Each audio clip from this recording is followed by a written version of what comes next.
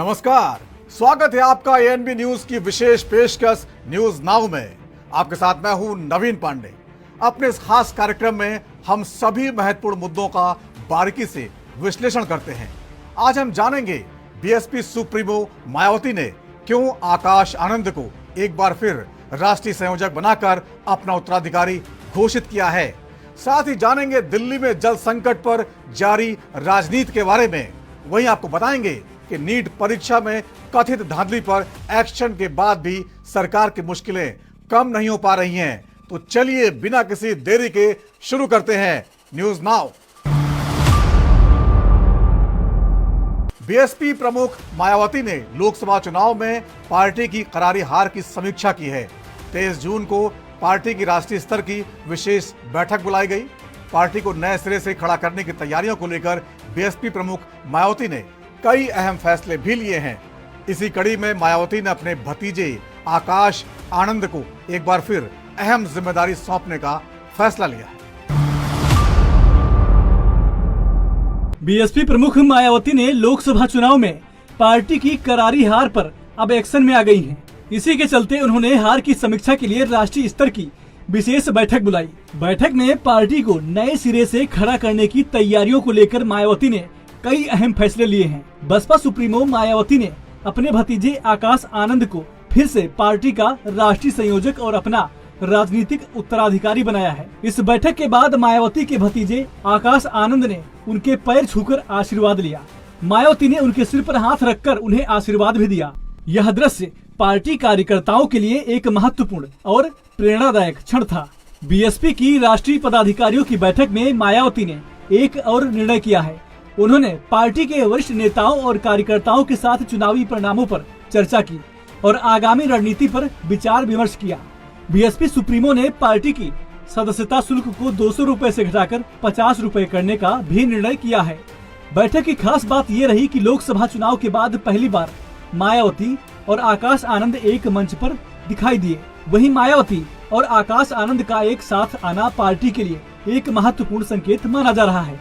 माननीय बहन जी ने 2024 में जो भी हमारे उम्मीद के अनुसार नतीजे नहीं आए, उन सारे नतीजों पर माननीय बहन जी ने कार्यकर्ताओं को, हम लोगों को, जो हम पदाधिकारी गण थे, बहन जी ने 2.5 घंटे तक हमें कैडराइज किया है। बहन जी ने कैडर दिया है। बहन जी ने ये समझाने का काम किया कि हमें बहुजन समाज के जितने अंग हैं, जितनी जातियां हैं, उनमें आपस में भाईचारा पैदा करके उनको सबको जोड़ना है। हमें पार्टियों के गठबंधन के चक्कर में नहीं पड़ना है।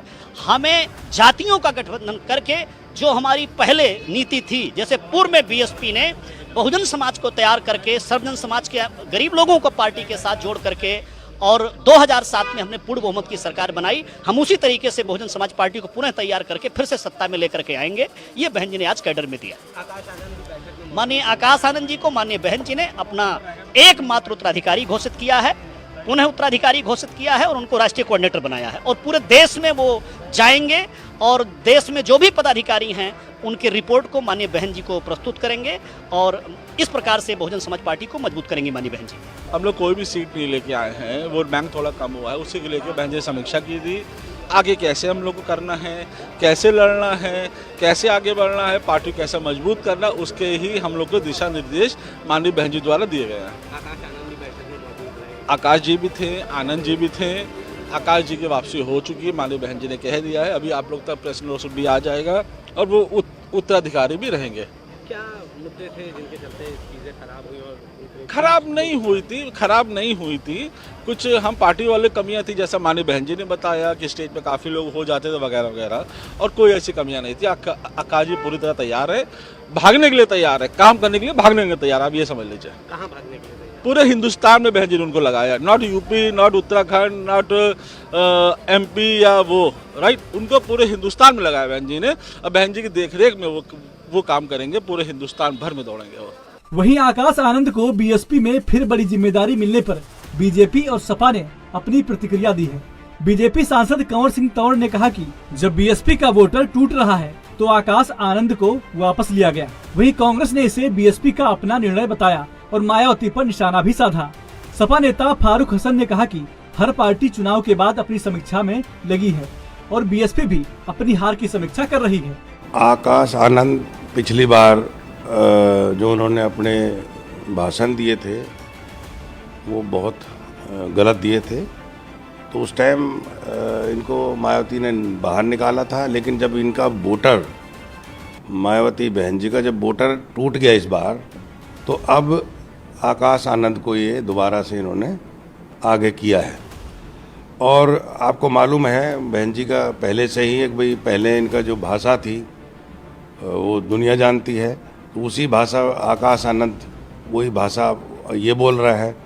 तो मैं तो ये कहूँगा कि अब जब इनको डर लगने लगा कि अब हमारा वोटर टूट रहा है, तो अपनी वोट बचाने के लिए तो झूठ बोलना और दूसरे समाजों को गाली देना, ये बहन जी का ने इसी को सोच करके ये कदम उठाया आकाश आनंद को फिर दोबारा से पार्टी में लिया जा रहा है। कि लोकसभा चुनाव के बाद सभी राजनीतिक दल अपनी अपनी बैठकें कर रहे हैं। आज बसपा की बैठक है, समाजवादी पार्टी को इस पर कोई टिप्पणी नहीं करनी है।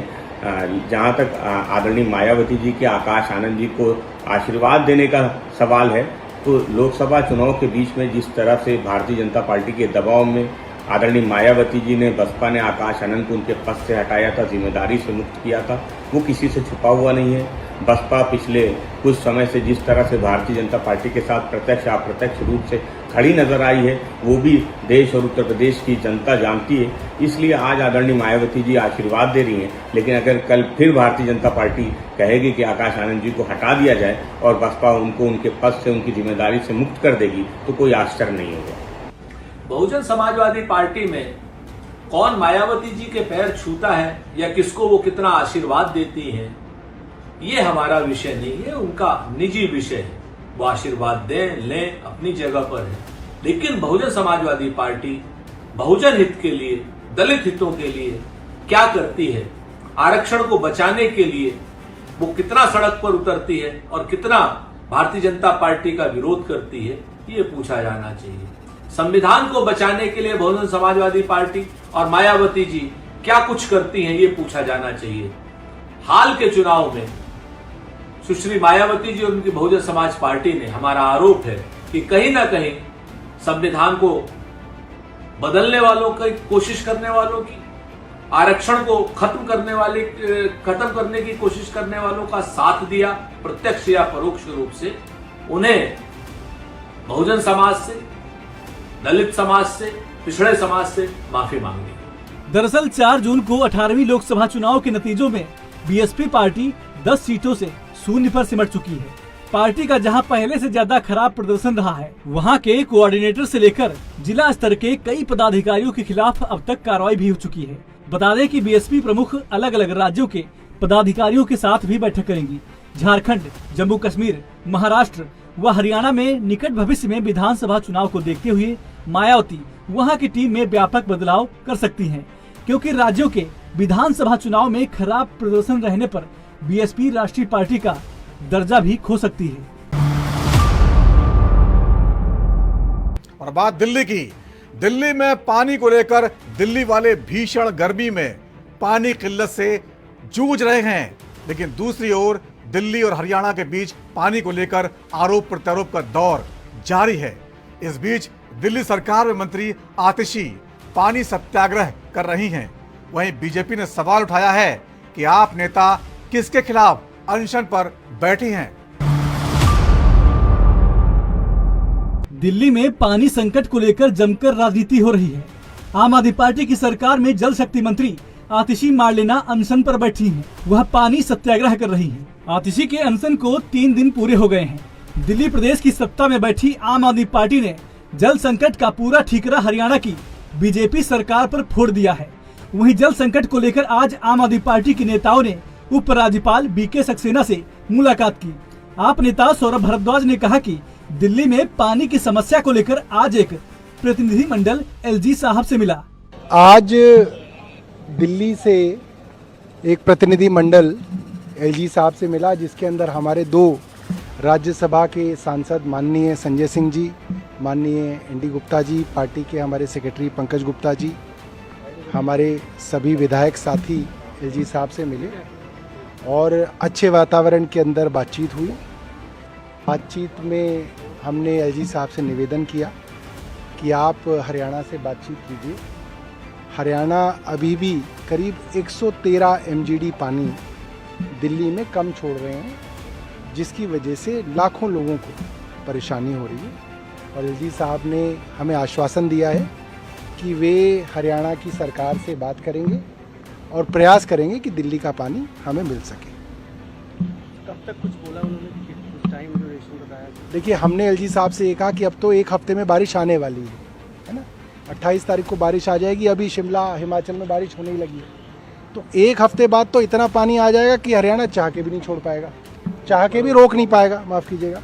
तो इस एक हफ्ते की बात है, एक हफ्ते के लिए हमने उनको निवेदन किया है कि इस एक हफ्ते को आप पानी दिलवा दीजिए। देखिए, बहुत ही पॉजिटिव वातावरण में बातचीत हुई, और जो दिल्ली में जल की समस्या है, जिसका सिर्फ एकमात्र कारण है कि हरियाणा कम पानी छोड़ रहा है, तो बाकायदा हमने डेटा के साथ ऑनरेबल एलजी साहब को एक प्रस्तुति दिया, इसमें दिखाया किस प्रकार से आज के तारीख में 113 MGD पानी कम छोड़ा गया है। तो इसके कारण करीब 29 लाख लोगों को पानी की मुसीबत का सामना करना पड़ रहा है। और किस प्रकार से दिल्ली की जल मंत्री अनशन पे बैठी हुई हैं, ये बात एलजी साहब के संज्ञान में फॉर्मली लाया गया, और उनसे गुजारिश की गई कि आप हरियाणा सरकार से बात करें और इस जो रुका हुआ पानी है उसको रिलीज़ करवाएं। उन्होंने बहुत ही पॉजिटिविटी के साथ आश्वासन दिया कि हम ये काम करेंगे।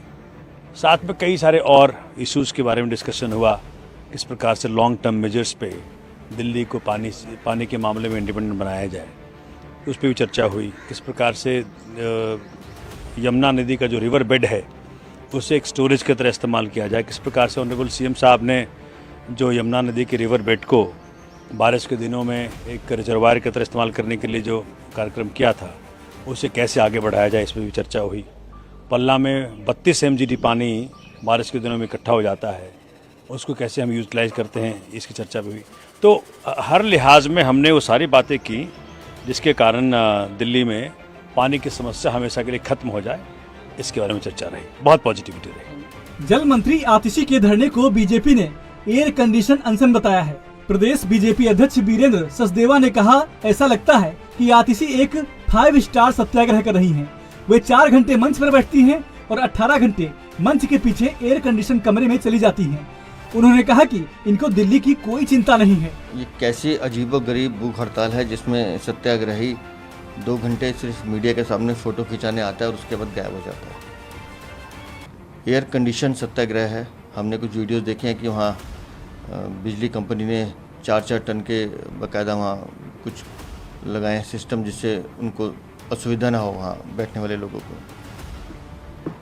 और इस तरह की राजनीतिक नौटंकी करके दिल्ली की जनता को बेवकूफ़ आतिशी नहीं बना सकती। दिल्ली के मंत्री होने के नाते उनका फ़र्ज़ था कि इस समय जाके इस पानी की समस्या को दूर करने का प्रयास करते, जहाँ जहाँ पानी की लीकेज है उसे तो ठीक कराने का प्रयास करते, लेकिन वो उन्होंने नहीं किया। जहाँ जहाँ जल टैंकर के नाम पर लोग आपस में एक दूसरे को लड़ रहे हैं, वहाँ जल की व्यवस्था ठीक करवा सकते थे, उससे भाग रही हैं दिल्ली की जल मंत्री। बेहतर होता कि इस नौटंकी को छोड़कर वो सड़कों पर उतर के दिल्ली की जनता के लिए काम करते हैं। मैंने पहले भी कहा कि अरविंद केजरीवाल, संजय सिंह, आतिशी, सौरभ भारद्वाज या XYZ जितने भी इनके प्रवक्ता मंत्री हैं, इन सबके चेहरे बदल जाते हैं, लेकिन झूठ बोलने की कला सबकी एक जैसी रहती है। हरियाणा सरकार के मुख्यमंत्री, उनके जल मंत्री, उनके अधिकारी कई बार साक्ष्य दे चुके हैं कि हम पानी तय मात्रा से ज़्यादा दे रहे हैं।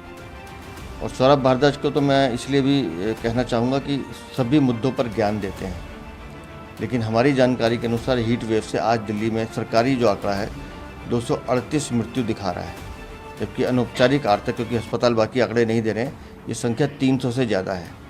दिल्ली में 300 से ज़्यादा आदमी हीट वेव से मर रहे हैं, और सरकारी अस्पतालों का दौरा ना करके ये एयर कंडीशन सत्याग्रह की बात कर रहे हैं। कहाँ है इनका हेल्थ जो इंफ्रास्ट्रक्चर था पूरा, जिसमें ये कहते थे कि हमने दिल्ली को वर्ल्ड क्लास बनाया है? कहाँ है वो इनके मोहल्ला क्लिनिक जो हीट वेव का इलाज क्यों नहीं कर रहे? मतलब दिल्ली को एक तरह से नारकीय जीवन इन्होंने जीने के लिए बना दिया है। पानी भी नहीं है, हीट वेव का प्रकोप, ऊपर से सुविधाएं नहीं है, और दिल्ली के मंत्री सिर्फ सत्याग्रह, जेल, बेल और भ्रष्टाचार का खेल, इसमें व्यस्त है।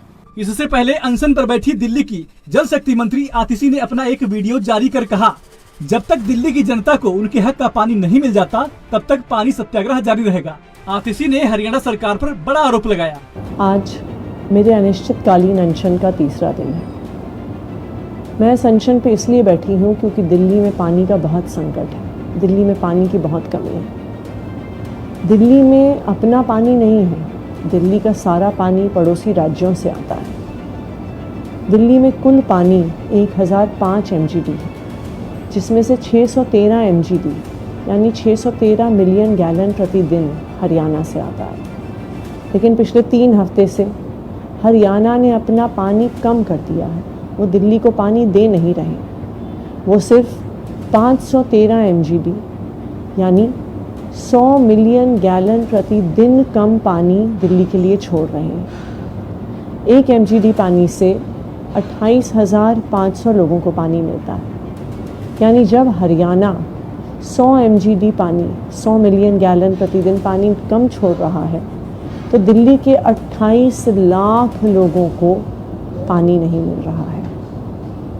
हरियाणा सरकार कहती है कि हमारे पास पानी ही नहीं है, हम दिल्ली को पानी कहाँ से दे दें।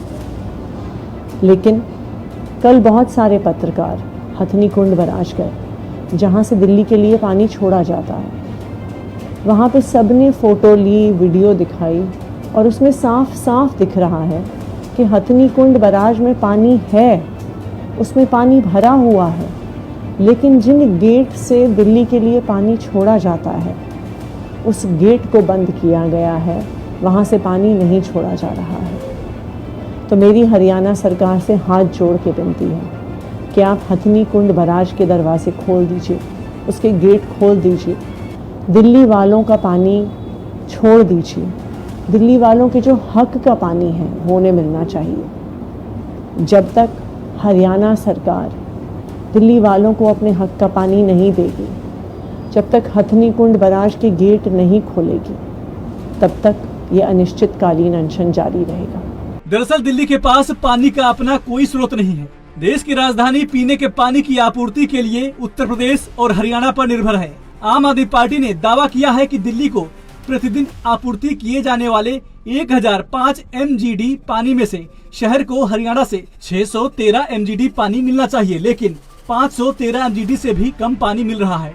ऐसे में आधी से ज्यादा दिल्ली को पीने के लिए पानी की आपूर्ति करना बेहद मुश्किल हो रहा है। Special desk NB news.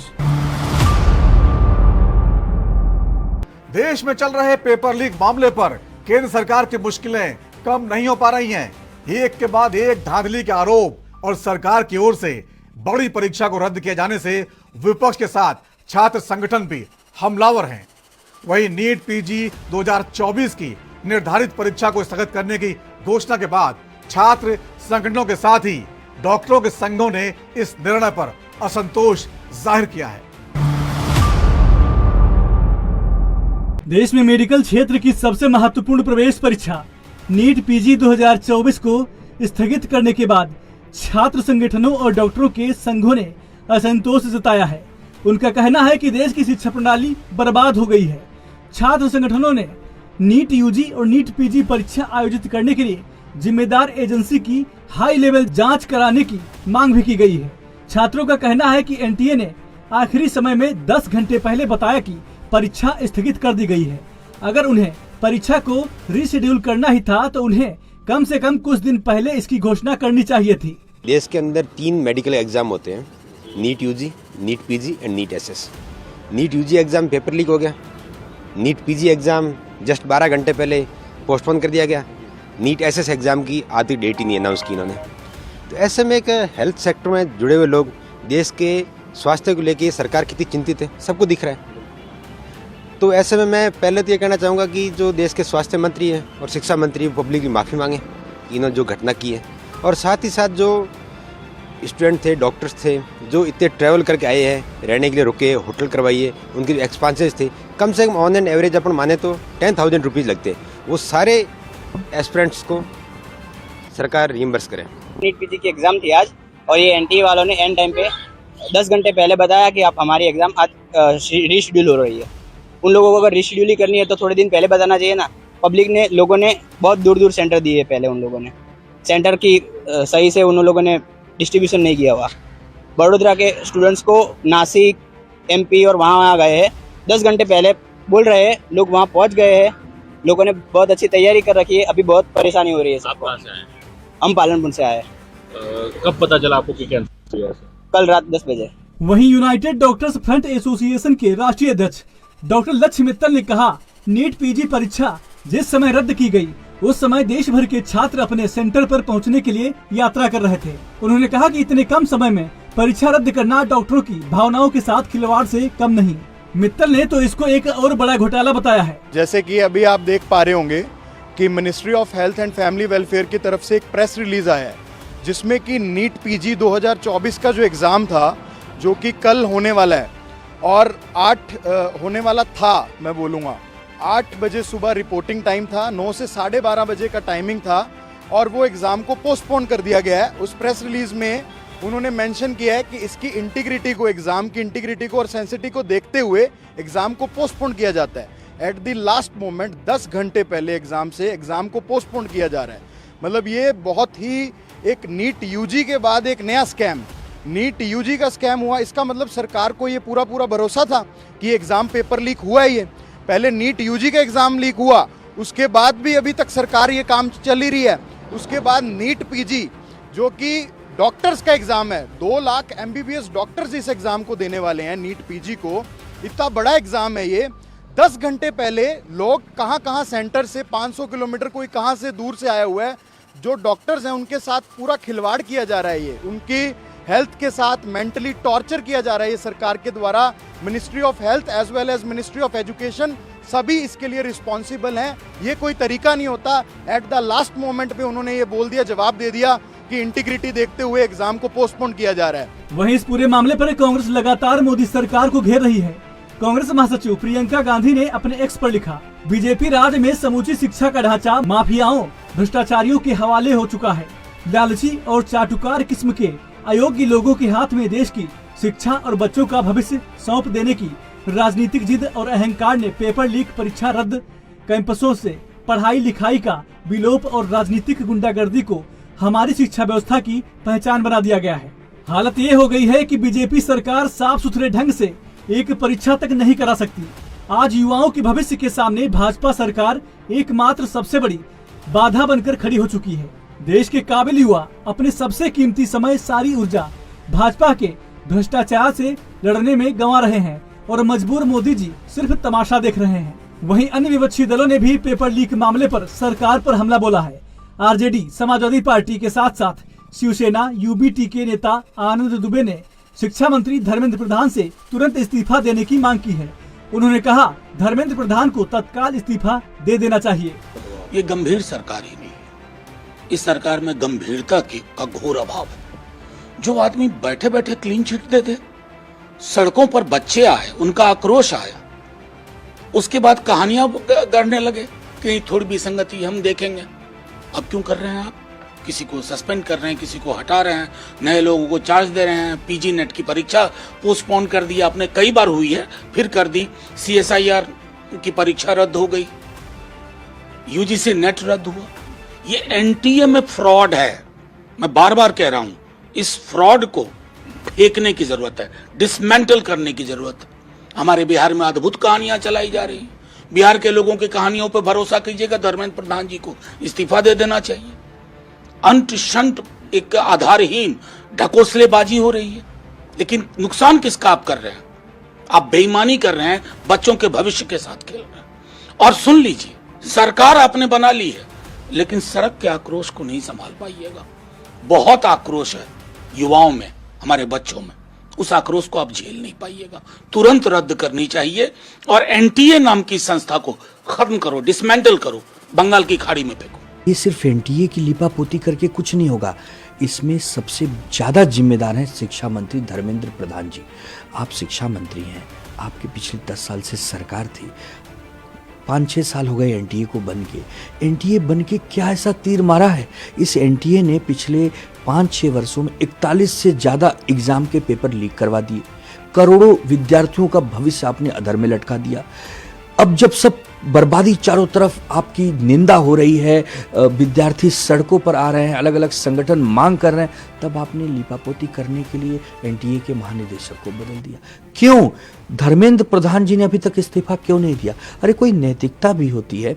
इस देश में हमने देखा है कि स्वर्गीय लाल बहादुर शास्त्री जी जब रेल मंत्री थे और एक रेल दुर्घटना हुई थी तो उन्होंने अपने मंत्रालय से अपना इस्तीफा दे दिया। उनकी कोई गलती नहीं थी, लेकिन चूंकि वो मंत्री थे, उनके विभाग के अंदर ये काम हुआ था, तब उन्होंने ये साहस दिखाया। ये कांग्रेस कर सकती है, ये भारतीय जनता पार्टी जो नई वाली है ये नहीं कर सकती। इसका चाल चरित्र ऐसा है ही नहीं। ये अहंकारी लोग हैं, तानाशाही लोग हैं, इनको फर्क नहीं पड़ता।